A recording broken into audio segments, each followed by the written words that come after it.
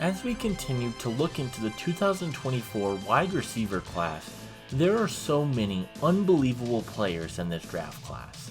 There are so many players further down the draft board that have so much upside that aren't getting the love they deserve. One of the more slept on players in this class is Western Kentucky wide receiver Malachi Corley, a guy who is the yards after catch king, and he is unbelievable in the open space, but how good will he be in the NFL? That's what we will be discussing in today's video. But hey guys, if you guys are new to the channel, consider hitting that like and subscribe button. Leave a comment and let me know who you guys want to see me do a video on next, and who some of your favorite prospects in this draft are. But without further ado, let's take a closer look at Malachi Corley. Corley had a ridiculous season in 2022. He had 101 receptions for 1,282 yards and 11 touchdowns for the Hilltoppers. He was one of the most dynamic weapons in college football last season, and in 2023, he had very high expectations. In 2023, Corley only had 75 receptions for 959 yards and 11 touchdowns again. He dealt with some injuries this year, and he didn't have the season a lot of people were hoping, but he still had a very solid wide receiver season. Corley has one of the strangest body types I have seen for the wide receiver position. He is 5'11", 210 pounds, and it's very odd because he's both bigger than most wide receivers and smaller at the same time, and it's a very unique body type. His body is not a bad thing at all. He is extremely strong for the wide receiver position, and he's very powerful and has the ability to fight through contact and break tackles, and it is a very unique part of his game and something that makes him so special. His body allows him to just run guys over, and he is very elusive in the open field.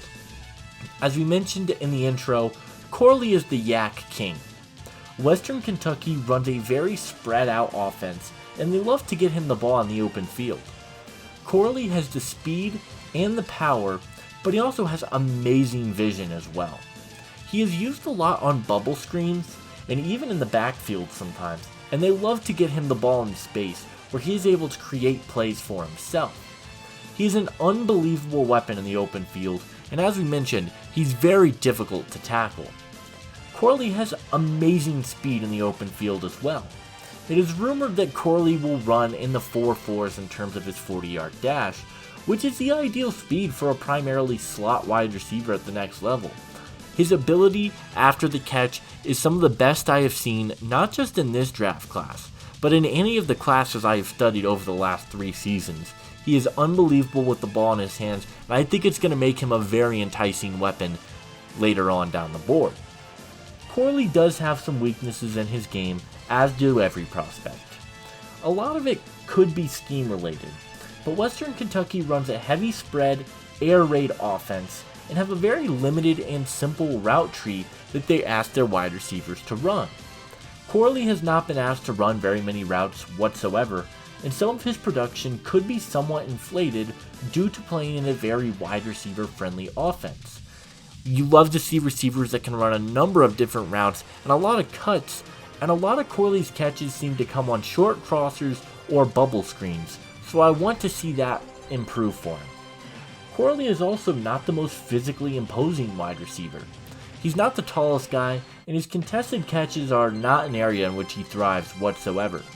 I want to see him get a little bit stronger and go get the ball with his hands a little bit better when contested. Lastly, another area where you can definitely see the lack of physicality is when Corley is asked to block for the run. He is not a very good blocker whatsoever, and it is an area I definitely want to see him improve in his game. I like Corley quite a bit. He has some areas in his game that I think are very enticing. I think he has the opportunity to be a really good NFL player. He is my number 14 wide receiver in the 2024 NFL Draft, however, just because this is such a loaded and stacked class, and there are some questions about his route running for me. He is my number 89 player currently on my big board. Corley would work best in a spread offense. an offense where he can get the ball on bubble screens or short crossers with blockers in front, and he can make huge plays after the catch with the ball in his hands. An offense that gets him the ball early and often, and I think he can utilize his greatest trait, which is his ability to make plays after the catch. My player comparison for Malachi Corley was a pretty simple one, and I know it's a cliche one when you get these gadget-type wide receivers, but it's Deebo Samuel.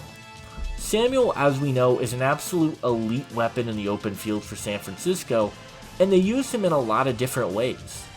Deebo is a strong and powerful runner who also has a very interesting body type for the wide receiver position, and Deebo is nearly impossible to tackle in the open field. We've seen that with San Francisco starting to line Deebo up in the backfield over the last few seasons.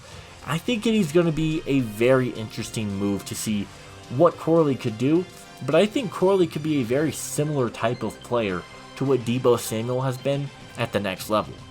Malachi Corley is going to be a dynamic weapon at the next level.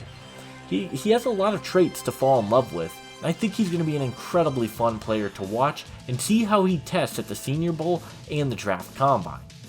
Ultimately, I believe Malachi Corley will be a top 75 pick in the 2024 NFL Draft.